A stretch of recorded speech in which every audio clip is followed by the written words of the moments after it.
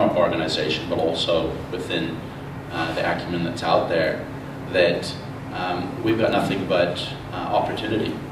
And don't be afraid to spend time on yourself, spend money on your staff, because it does end up really, I think, in the long run helping.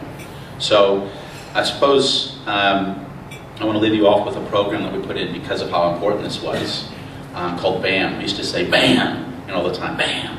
And I looked up at the board and I said BAM, and I went, Barista Advanced Master, be a master. Look at it through the eyes of a customer. Rather than just hold on to that, I thought, how can I help my franchisees and all the other employees, I think numbering almost 700 now, have that connection with the customer like I do. And so it took almost 2.5 years to write the curriculum, and now I'm very proud to say that we've got our first advanced baristas coming through, and master baristas will have master classes with myself and with other people as they come through, trying to change in specialty coffee. And I don't want to confuse anything, that's what we are, specialty coffee. We're not everything to everybody, but within that specialty coffee business model, I want to have more and more managers and more employees see a standard that they need to achieve, but also the opportunity within this brand, and know that one day, if they want to, they can own their own business within our franchise model. So, if anything I can leave you with this morning, it's put your time into yourself, put your time into the people that are there, empower them, give them the tools, and eventually stay out of the way so they can be better than you. So I hope that was a bit of an insight this morning. I know that the time overall is limited in these things, but I wanted to make sure that if anything, I gave you a piece of why I think we're so successful. And if you agree, then you're probably doing it. If you know, I'd hope that you can take that in. And if you don't agree, well, it's a democratic country.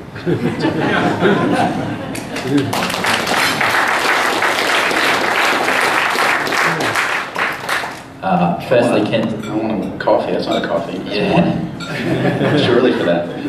But we do have a gift here, a nice red for you. And firstly, congratulations as a business owner.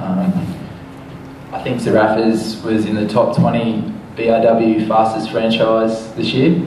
Yep. I just want to get a few little questions before I give you the red. A little bit of insight on your thoughts in the current retail market at the moment.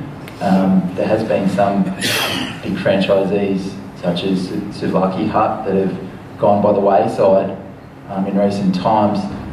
What's your feel on the Queensland market, especially in the Gold Coast at the moment compared to the rest of the country? I think the Gold Coast, Sam said it before, I do love the Gold Coast. It's going to be my home for a very long time. I think that retail takeaway in general has done very well and will continue to. I think that overall that the more expensive items, the expensive restaurants, and those sorts of things are going by the wayside. People are holding on to money. I'm holding on to money. I'm just as worried as everybody else. And I think if I'm strong, the whole business will be strong. So if I'm thinking that, I can imagine everybody else. I think as far as the country, whether I'm for or against, or I was for or against the Commonwealth Games, I think that there's no better time we could be looking towards that. So I think in the retail sector, that's going to do nothing but help, but it's 7 years away.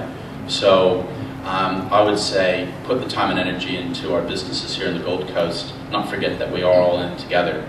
I'm always so sad to see businesses, franchised or not, go out of business.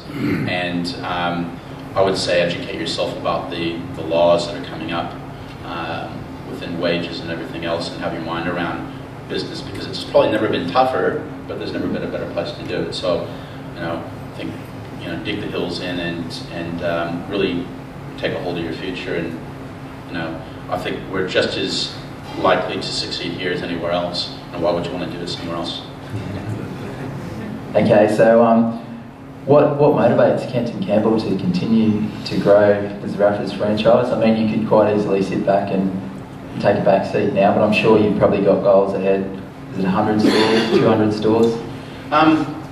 Store numbers have never really worried me. Our business plan by 2020 is to be Australia and New Zealand's premier specialty coffee provider. As far as store numbers, I think that'll be in the hundreds. I think some chains that are out there have too many. I don't think they're concerned with their franchisees, and I certainly am and always will be. And going back to one of your points, franchising is no guarantee. Business is tough. I think in franchising though right now, it's proving that it's a little bit easier to stay in business because you're under the umbrella of a brand, but it's still no guarantee.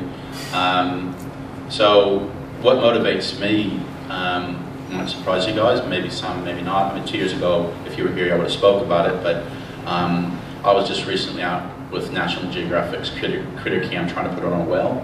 So I've got a little research boat and working with Griffith University on that. So conservation and actually doing something about it, so best practice research rather than research for research's sake. So really what Zaraffas has become for me personally is a conduit to conservation, and it opens up doors. I think if I was just another millionaire, people would ask me how much money I'm going to give, where I think they still do that unfortunately, but they want to know what I'm going to do and how I'm going to contribute. So that certainly has been a real big push for me to stay on the business side of things.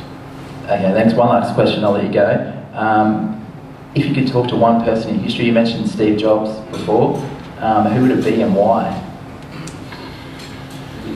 Wow, in history.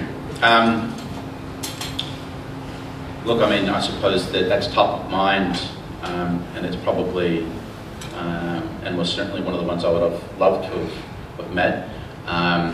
And I think that it's more of a, am I on the right track, this is what I'm thinking type of a conversation than trying to get a lot of insight. And for where I'm at too, one of the things I've realized is that I'm an entrepreneur now for most of my life, but I've had 20 years really as a solo entrepreneur, but yet I realize I've still got at least another 20 of learning. So I'm in a really neat position where I can support and help those that are coming up through, and I notice it now, I'm like, gosh, you're really entrepreneurial. Was I actually that maniac? You know, I was a maniac when I was younger. In fact, my brother-in-law, American, came in one day to the coffee shop and I said, my God, was I ever that bad? And he goes, no, you were worse. So I noticed the enthusiasm and I tried to help them tunnel it, but I also see I've got a whole lot to learn. And I thought I was at the end of my journey. I thought, as you suggested, hey, I'm done, I've made it. But I think really it would be more about that with somebody like Steve to say, okay, I've got another 20 years in this, help me with a little bit of direction, this is what I'm thinking, am I on the right path? So like most other business owners, another 20 years of mistakes that you can learn from? Yeah. I've learned more from losing than I have from winning. I can't wait to win from my next loss. That's my personal line. So. Okay, well I'd ask the room to give Kenton a warm thank you for speaking this morning and giving me time. Going to my